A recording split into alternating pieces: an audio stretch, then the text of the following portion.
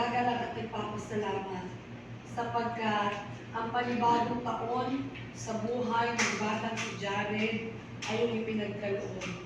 Salamat sapagkat ang buhay at kalakasan ay ipinagkaloob mo sa kanya. At sa panibagong taon ng kanyang buhay, ikaw ang Diyos na patuloy na mag-ingat sa kanya. Pagpalain mo kanyang lupang pangangatawan sa kapag siya ng karunungan at kaalaman na bumula sa iyo. Maging sa kanyang mga magulang, ikaw ang gusto magpala at mag-ingat sa kanila. Salamat po at sa mga biyayang tatanggapin ng mga batang ito, patuloy na magsilbi kalakasan ng kanilang lupang pangangatawan.